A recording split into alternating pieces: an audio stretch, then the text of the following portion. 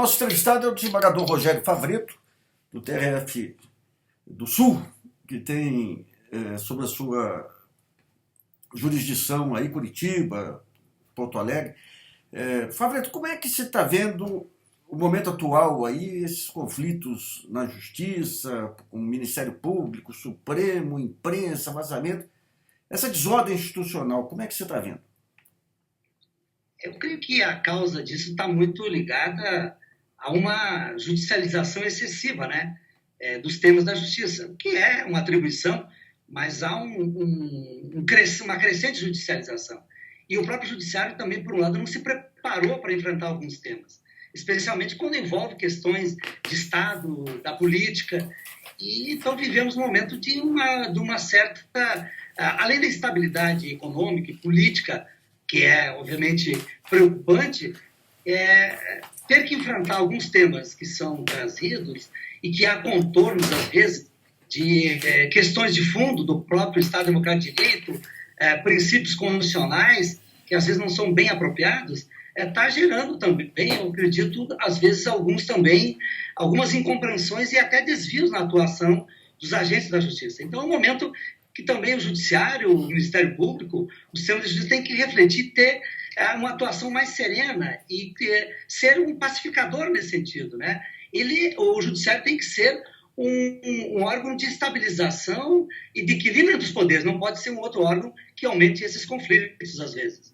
Agora, essa ideia que, externada até por ministros do Supremo, que para enfrentar o tamanho da corrupção tem que abrir exceções, aí, como é que você enxerga isso?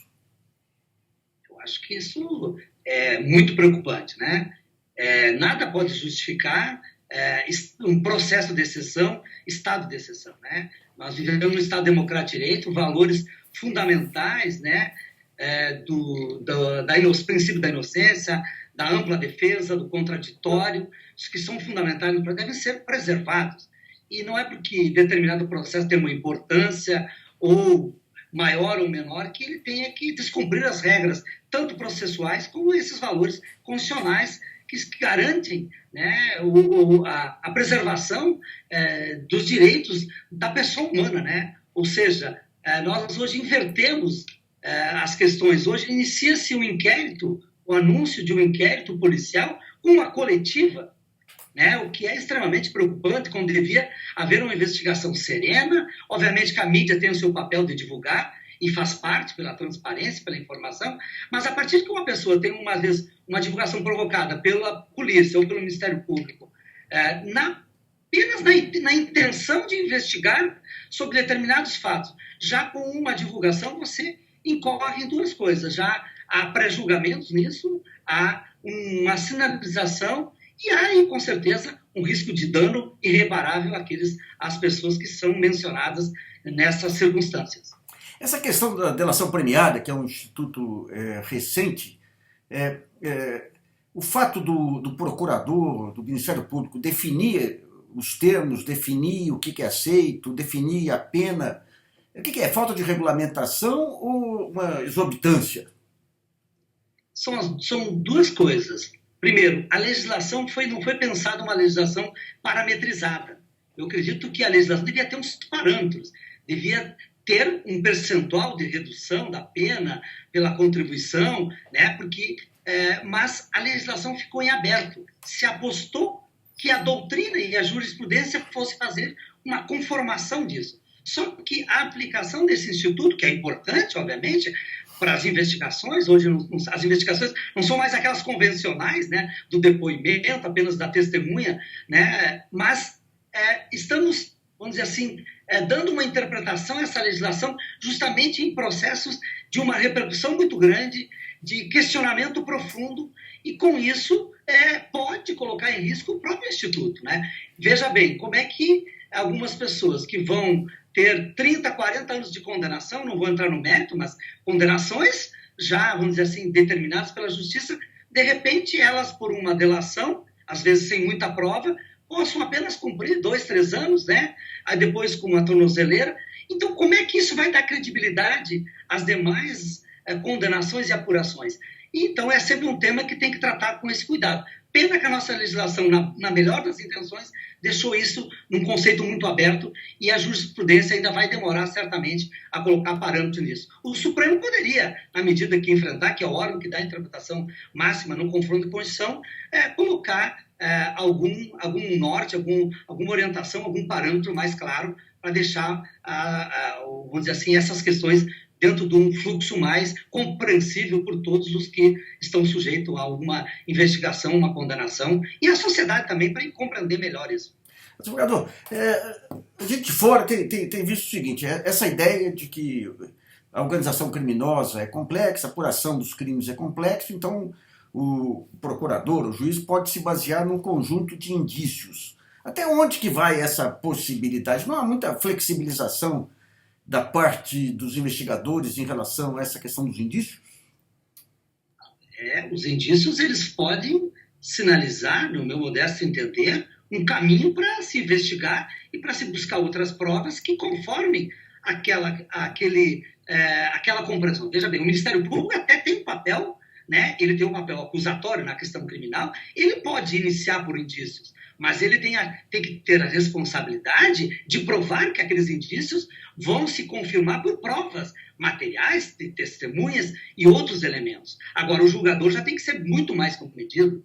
Ele não pode, né, julgar, condenar, tirar a privação da liberdade de uma pessoa apenas por um indício, porque a presunção é da inocência. Então, é importante que essas questões elas sejam bem provadas e demonstradas no processo concretamente. O problema é que, a partir, às vezes, da divulgação a partir de indício, já cria um pré-julgamento, cria um conceito na sociedade ou por alguns setores da mídia e parece que aí alguns operadores do direito, seja do Ministério Público, seja também do Judiciário, parece que se sentem, né, um pouco conduzidos por essa opinião midiática. E esse é um cuidado que devemos ter, porque, às vezes, pode-se cometer injustiças que não terão reparação em nenhum plano, nem, muito menos no processo e muito menos na vida das pessoas.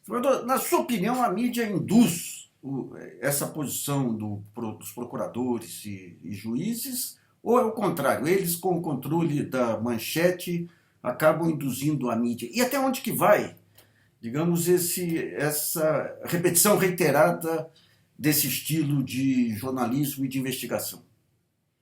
Eu acredito que existem setores da mídia hoje que, na ânsia de vender uma notícia, porque determinados atores rendem também, né? Então é importante lançar, e eles acabam, vamos dizer assim, induzindo, ou pelo menos pautando esses temas. Agora, para mim, a minha preocupação, a mídia tem um papel, né, da sua liberdade de divulgar, claro que ela tem que ter os seus cuidados. Aqui a minha preocupação vai com o lado que me cabe, o lado do sistema da justiça. É que aí sim nós não podemos estar, vamos dizer assim, ser atraídos por esses holofotes. O que eu vejo que, infelizmente, muitos agentes da justiça, desde a polícia, o Ministério Público e também na magistratura, se sentem um pouco seduzidos por essa tentação dos holofotes. E na ideia, às vezes, seja de satisfazer as suas opiniões, ou às vezes até justificar as suas decisões, acabam extrapolando nisso, quando nós devemos ter a coragem e a serenidade de, às vezes, sermos contramajoritários. Nós não devemos ser pautados porque alguém vai ficar agradado ou desagradado na decisão. De regra, eu falo que até na conciliação nem as duas partes saem de forma satisfeita, né? Porque alguém teve que fazer uma concessão e o ser humano tem essa dificuldade. Então, o juiz não pode estar preocupado, nesse ponto de vista da sua divulgação, de ter que agradar ou não. Ele tem que decidir de acordo com o direito, de acordo com as provas, tendo como norte principal a nossa Constituição Federal. Agora, o que a gente percebe é que os órgãos de regulação do Judiciário, do Ministério Público e o próprio Supremo, eles não agem. Isso aí se deve a quê? A uma intimidação com o chamado clamor das ruas? Ou espírito corporativo? Eu acredito que são vários fatores. Primeiro, o CNJ, que foi um avanço significativo, né? Para não ter apenas um papel punitivista, mas para ser um órgão de planejamento e de orientação das questões mais gerais do judiciário. Ele, acho que até iniciou bem dentro daquilo que foi possível na reforma do judiciário, mas depois eu acho que ele acabou tomando um viés um pouco, né, mais encolhido, né? Hoje há uma preponderação das entidades corporativas, que nos seus assentos já tem uma predominância do Judiciário e do Ministério Público. Então, eu acho que ele poderia recuperar esse papel de ser um órgão mais equidistante dos conflitos cotidianos que nós enfrentamos e ter uma diretriz melhor. Obviamente, os tribunais superiores têm um papel importante, porque eles fixam a jurisprudência, o STJ, na questão da legislação federal, o Supremo nas questões constitucionais, mas às vezes eu tenho notado que a demora, às vezes, quando ocorre uma infração por um magistrado, um membro do Ministério Público, ou pelo menos uma atuação que é questionável, às vezes esses órgãos decidirem rapidamente e colocarem dentro daqueles planos que é entendido dentro da Constituição, poderia isso servir para evitar, né, a continuidade, às vezes, de uma atuação desviada, ou pelo menos não fundamentada naquilo que deveria ser dentro do processo, e também que aquilo orientaria o futuro, os demais colegas. Então, acredito que esses fatores são variáveis. Há uma proteção também muito grande, as nossas associações, elas têm uma atuação hoje, às vezes ainda muito limitada às questões internas corporativas, quando elas também deveriam se preocupar com esses valores mais que orientam as carreiras da justiça. Desembargador, as pessoas que têm uma visão assim, mais prospectiva, assim, elas julgam que essa extrapolação do Judiciário, do Ministério Público, lá adiante vai resultar em reações, assim que o sistema político se reorganizar, em reações complicadas. O senhor acredita que, passado esse impacto aí desse carnaval, com Lava Jato e tudo, os dois poderes eles vão... através das discussões internas, poder voltar ao seu leito natural?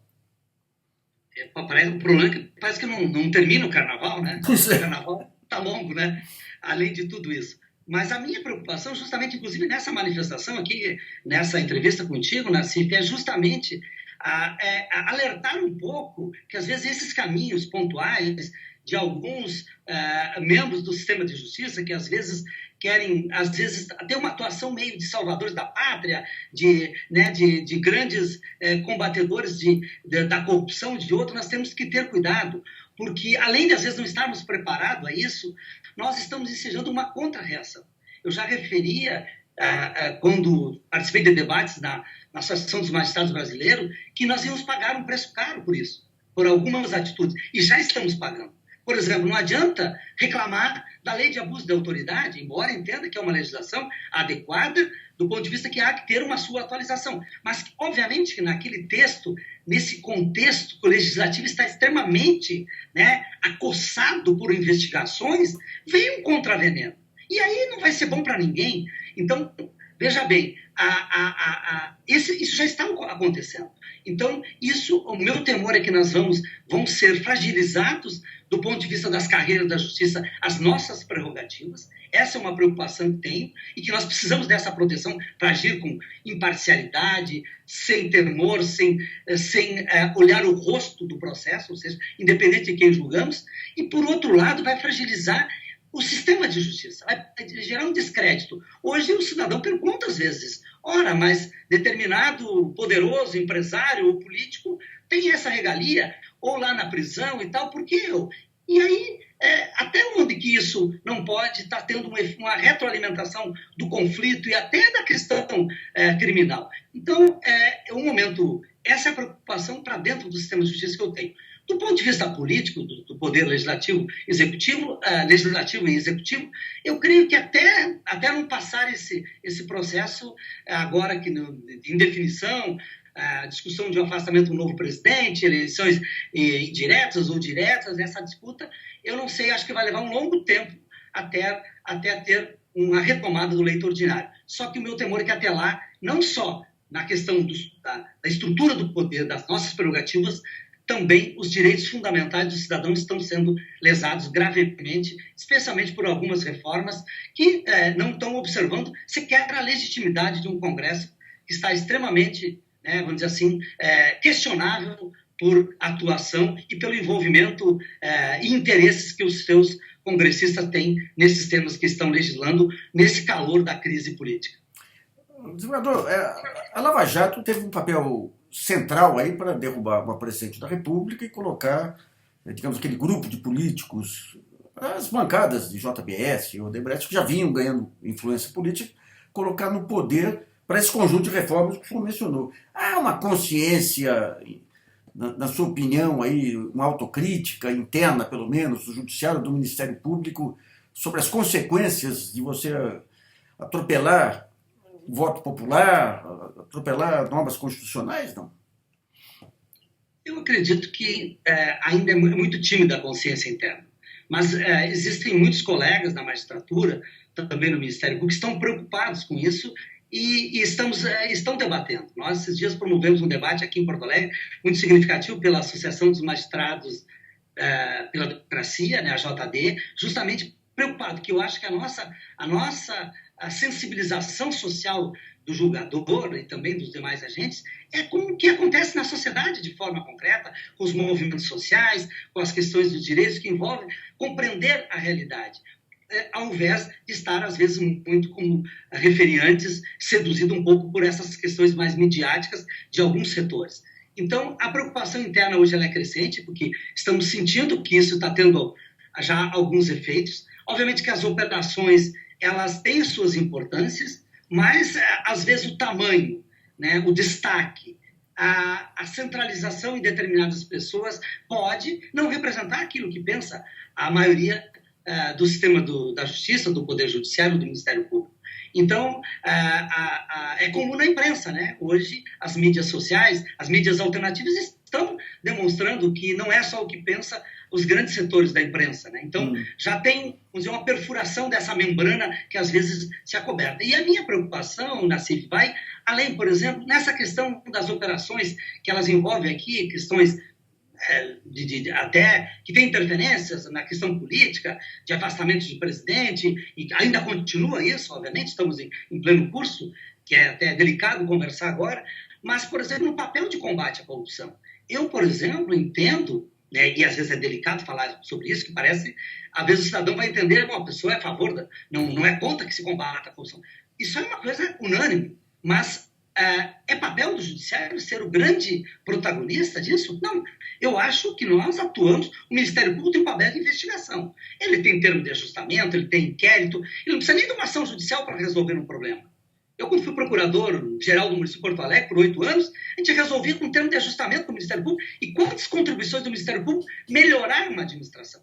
Agora, o judiciário pegar e achar que ele vai resolver os problemas sociais, políticos e econômicos é muito temerário.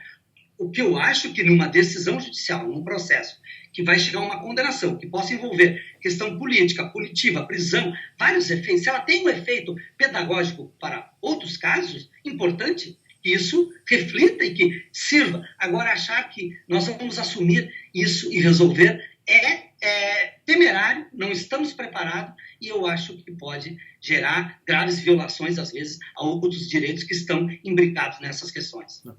Desembargador, como é que o senhor vê a questão da cooperação internacional? Quer dizer, hoje há uma ligação estreita aí de Ministério Público e próprio Judiciário com Estados Unidos, com...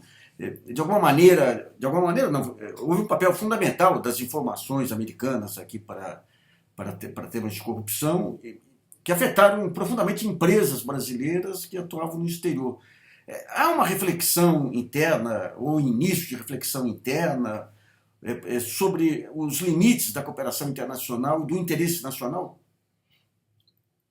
Eu não atuo muito nessa área, não tenho muito conhecimento, mas a preocupação é grande. Eu creio que o instrumento da cooperação é importante do ponto de vista de complementar as investigações. Hoje, o crime, seja financeiro, seja de outra ordem, ele está fora das fronteiras, né? Agora está evidente, né? Com a questão de onde foram alocados esses recursos alguns por questões apenas meramente tributárias e outros porque eram recursos de origem ilícita. Agora, o que eu acho que está faltando é o cuidado que, nessas questões, está em jogo outros elementos. Elementos, por exemplo, de ordem econômica e da soberania do país. Então, teria que ter essa compreensão que nem todos esses países eles vão estar, às vezes, cooperando apenas dentro daquele estrito, assim, cooperação processual ali da investigação. Então, o cuidado é que isso não venha atentar à soberania, né? A questão do país como a sua proteção. E a gente conhece países que são, né, vamos dizer assim, expert em aproveitar, vamos dizer assim, e utilizar esses caminhos justamente para ter informações privilegiadas, para direcionar sua economia, para os seus investimentos ou do seu capital privado, mesmo assim. Então, às vezes, isso pode gerar não só um prejuízo do ponto de vista institucional do país, da sua soberania, como também a setores da economia, né? Como nós vimos recentemente em divulgações de determinadas operações que elas têm, às vezes, um estrago, né? Que não sei se recupera tão rapidamente, né? Sem entrar no mérito se há alguma violação. Então, o cuidado seria muito grande. Eu acho que é um tema que está faltando uma reflexão e nós precisamos encontrar um ponto que eu diria que o limite seria a questão do respeito à soberania do nosso país. Tá certo. Desembargador, muito obrigado aí por sua entrevista e por sua coragem aí em enfrentar esses temas. A intenção, obrigado pela oportunidade, a intenção é colocar esses temas em debate que nós possamos, justamente com os demais colegas, inclusive no contraditório, com as pessoas que têm pensamento diferente, evoluir e procurar, então, justamente dar a nossa contribuição dentro dos valores constitucionais, dentro do nosso Estado Democrático de Direito. Então tá bom. Um abraço, então.